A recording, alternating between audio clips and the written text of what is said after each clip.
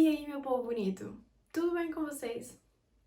No vídeo de hoje eu vou falar mais uma vez sobre a série da National Geographic, que é Presos no Estrangeiro, porque eu tô viciadíssima nessa série e como eu gostei e espero que vocês gostem, eu decidi trazer uma série de vídeos aqui no canal falando sobre alguns episódios e tudo mais, contando a história pra vocês. E eu espero que vocês estejam gostando desse tipo de formato de vídeo. Se você gosta, quer que eu conte algum tipo de história, manda aqui embaixo, deixa alguma ideia, eu vou adorar ler as ideias de vocês. Então, bora lá! Essa história começa em 1972, quando o jovem Jim Paprock decide se casar com a sua namorada aos 19 anos.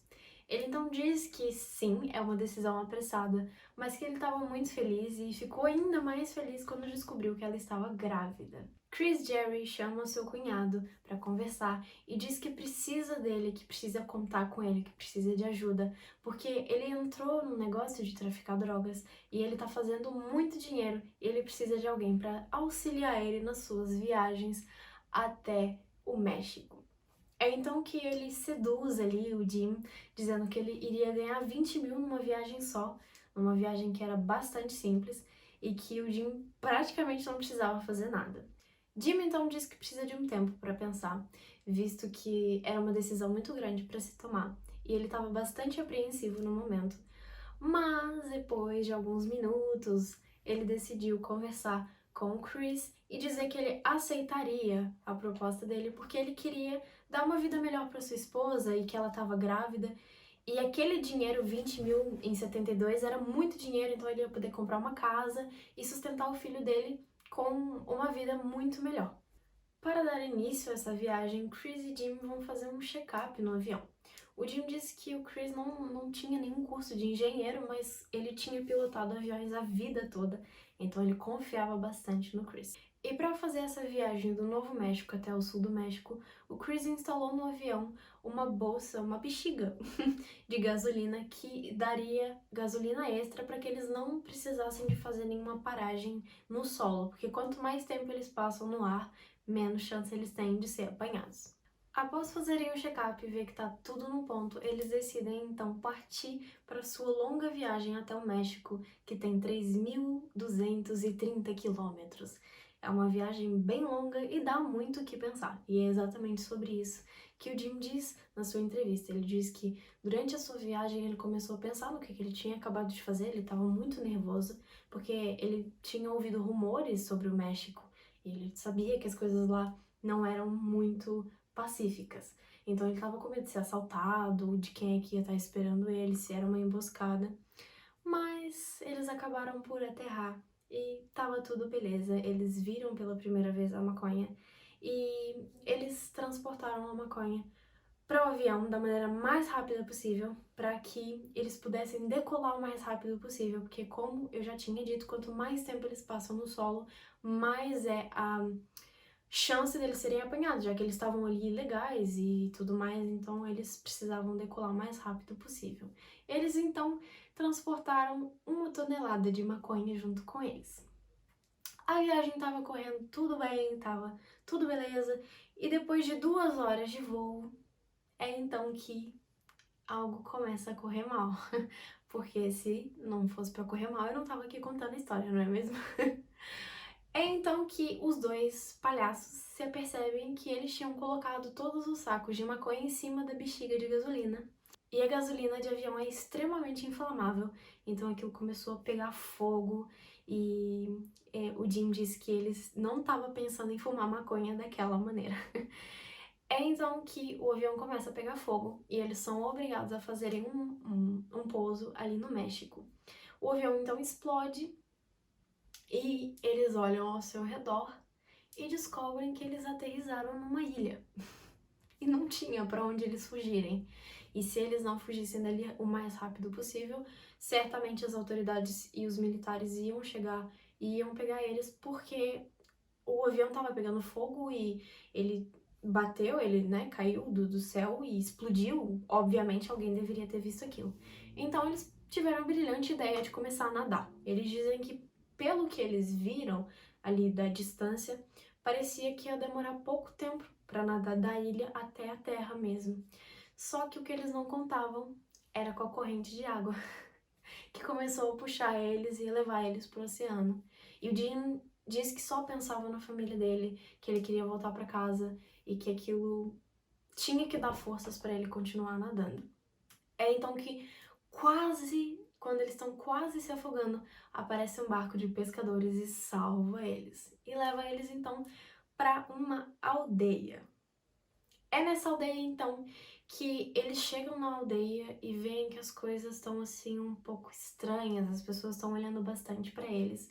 E eles começam a ficar desconfiados e tá todo mundo perguntando o que que aconteceu e como é que foi o acidente de avião, por que que o avião caiu do céu. E eles pensam que algo não está certo e que eles têm de sair daquela cidade o mais rápido possível. É então que, quase à beira de se afogarem, eles são encontrados por um barco de pescadores que pergunta se está tudo bem com eles e se foram eles que caíram do avião. Eles tentam negar o Chris e o Jim, mas os pescadores não são nenhum idiotas, que viram que a roupa deles estava toda amassada e que eles tinham a roupa queimada. E aquela história não colou muito bem com os pescadores. Eles dizem então que vão levar aqueles dois para a aldeia.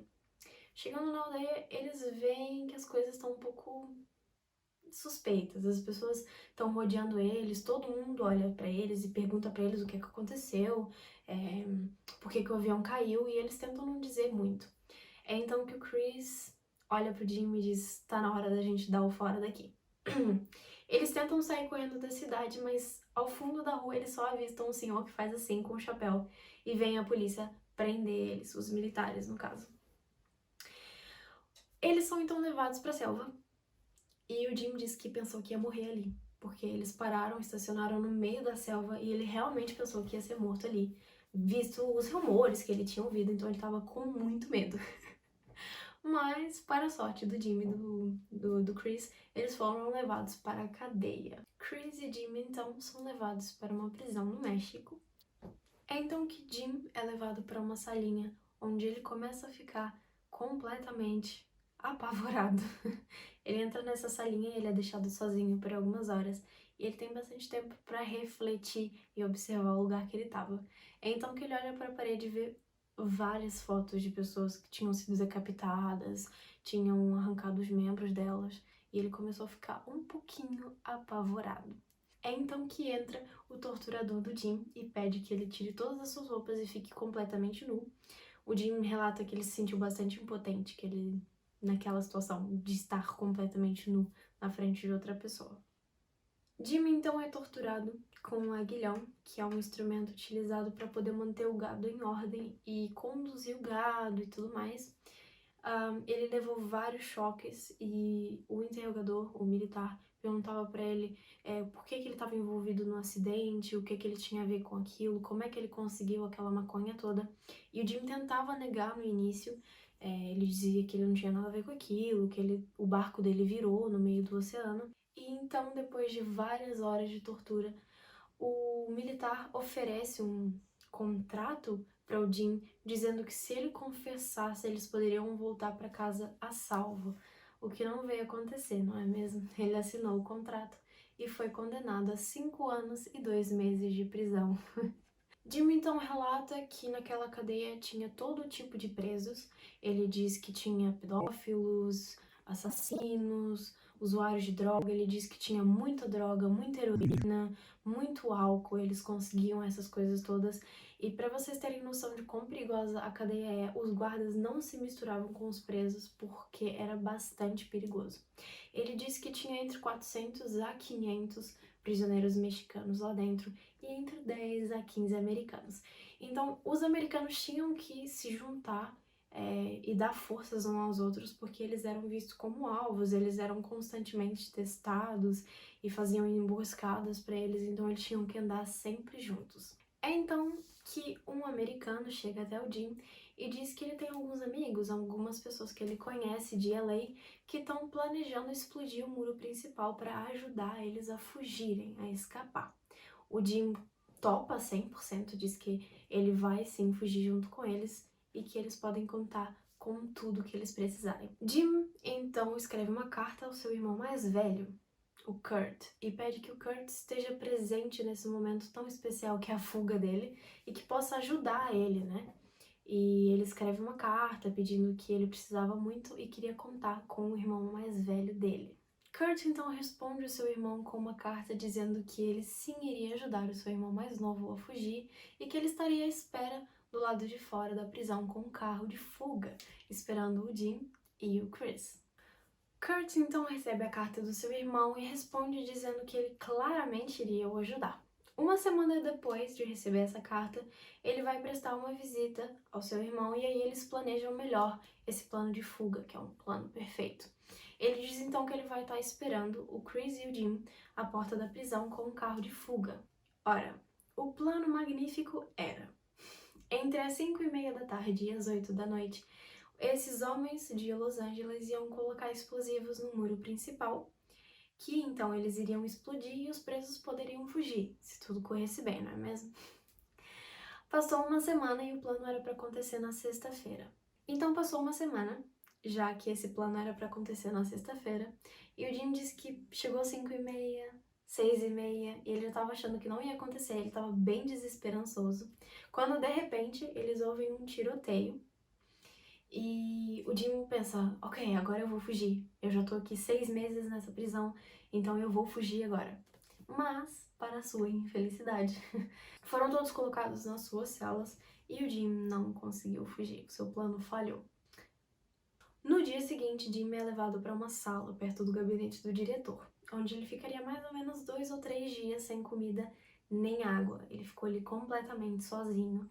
E ele naquela sala começou a pensar que se ele estava ali, não era um bom sinal. Alguma coisa de ruim tinha acontecido. Então ele começou a pensar no seu irmão que estava do lado de fora, ele começou a pensar, e se meu irmão morreu, se meu irmão foi preso? Então ele começou a ligar ali as coisas e percebeu que ele estava encrencado.